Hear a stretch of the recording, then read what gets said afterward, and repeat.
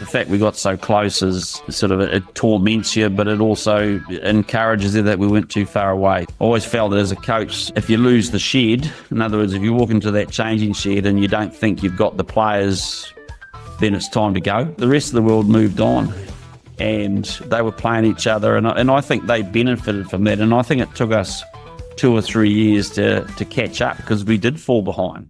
DSPN, the Devlin Sports Podcast Network. Does that still eat away at you? I mean, is that ever going to be not a rock under the towel? I mean, I was there in the final, of course, that watching as well, and it's just, watching the All Blacks lose is always a hideous experience. I hate it. It sucks. I never get used to it in any game, Ian. Watching it in a World Cup final, which I've done a couple of times, I don't know if as a fan I ever get over those kind of things, but that's because that's the kind of person I am. Yeah, no, look, it's I don't think you ever get over the loss. It's the stage was set for a pretty cool story, wasn't it? Sort of, it torments you, but it also encourages you that we went too far away. So, but I just know the quality of the people that I worked with in my management team and the players, and I know how much we all put into it. From the lows of that Irish series in 2022 and all the stuff that went on around that to rebuild and get to that point is something was being so agonisingly close makes it so hard to forget, but also we've got to remind ourselves sometimes be proud of that trip. Here's the clickbait headline. Should Sam have got a red card? Should Kolisi have got a red card? Look, I think I said at the time, I felt the answer was no to both. And I think the answer is no to both, personally. Okay. And I made that point pretty strong afterwards. I thought Sam's was reactionary. I thought it was a bit of an overkill in that decision. And in fact, I think Kolisi's one, he had sort of a proper line of sight right through it, but I didn't think that warranted a red card either. So I just felt that, that World Cup was strong on red cards. It's the second World Cup in a row that was really dominated by cards. But the beauty thing for us is that if you go back to the Twickenham test earlier, the warm-up game when we got smacked, we had a red card in that one too. We had Scott Barrett red carded, and they got 4 tries through line-out drives in that second half and really hurt us. We spent a lot of time figuring out how we're going to adapt and adjust to that with a red card through the tournament. And the fact that we did get a red card, whether you agree with it or not, what I loved about it is the fact that with 14 players, we actually really gave it everything we could and gave ourselves a winning opportunity. And that's the side of the story that I'd probably rather talk about. I think the refereeing decisions, everyone's going to have their view on, and that's what finals are about, isn't it, Marty? There's controversy, drama, and talking points for a long time. Yeah. Did you want to do 2 terms? When you first got the job as All Black coach, were you thinking, I'd like to do 2 terms? No, I never thought that far ahead. To me, basically all my All Black contracts, and most of my contracts with the Chiefs before that with New Zealand were all 2-year contracts. I agree with the 2-year contract thing. I think it keeps you a bit on edge. I always felt that as a coach, if you lose the shed, in other words, if you walk into that changing shed and you don't think you've got the players, then it's time to go. And that's not necessarily judgmental on you as a coach. It's just, okay, well, that particular group is not responding to you. So for me, the term of my contract, I've always felt that it's just about, you just got to do the best you can. And the All Blacks is not about security or anything like that. Coaching the All Blacks is about you've got to win every test, and I often say to people, like, the difference between Super Rugby and international rugby is in Super Rugby you get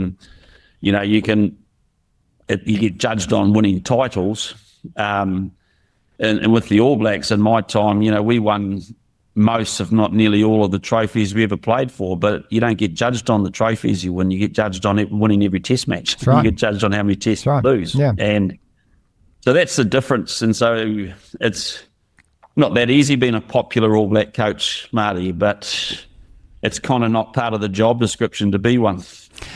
Since 2019, since we lost the semi-final to England, we've had 16 test losses and 2 draws. The draws are considered, I think, probably fails if you're an All Black player, if you're a coach, probably amongst us fans as well. That's 18 in 5 years. This is amongst the worst ever runs we've ever had as the All Blacks, statistically, when you look at that. How do we get back to being that team that we were in 11, 29, 2010, perhaps through to about 2016. We didn't go through every year winning. Of course, we did in 2013, as you know, but we were dominating. How do we get back to that again? Yeah, look, I reckon the All Blacks is about. There's 2 things you've got to get right for starters. One's the level above you, which is the governance, and 2 is the level below you, which is a competition structure that feeds your team. And those 2 things are critical, and I'm really hopeful in the next 12 months of some really strong moves in the governance of the game in this country about getting everyone aligned. I think when you look at the competition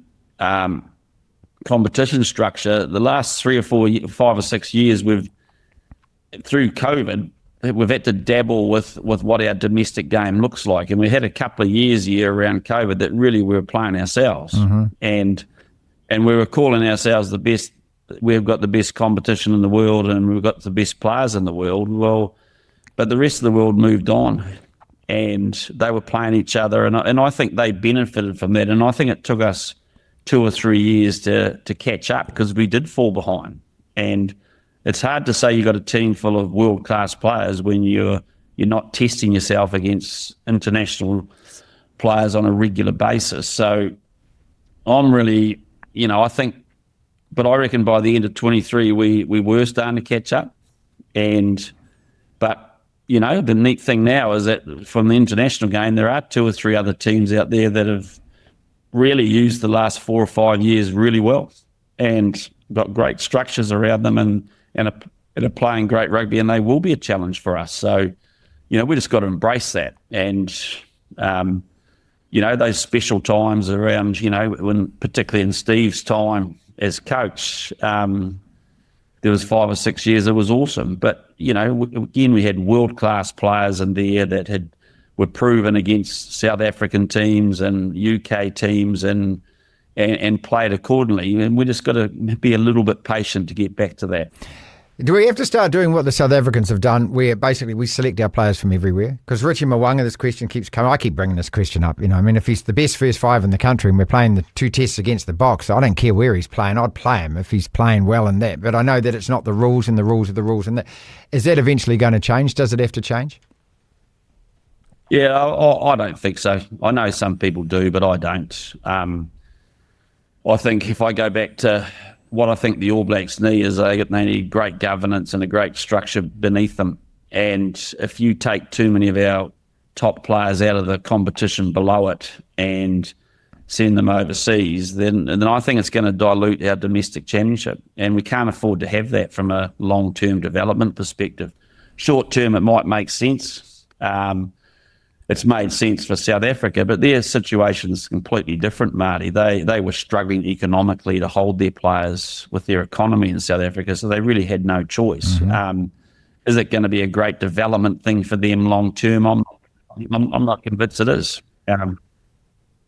Whereas I think we have to preserve the quality of our domestic championship, Super Rugby, and stick to it as long as we can.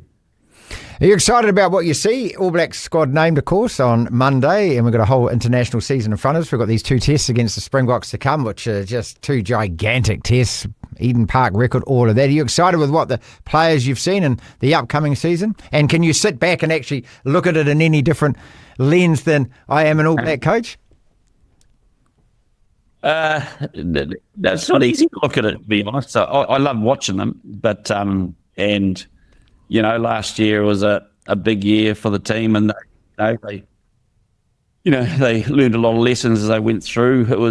I'm obviously really interested in it because there's a large part of that group was involved in the World Cup. So to see how they respond is important, and I know they'll be really determined this year to get off to a strong start against the French team, which I'm sure they will. And And obviously, when you look at the Rugby Championship, not winning it last year is something that I'm sure is going to drive this team to play really well against South Africa when they come to New Zealand. So, can't wait to see them play.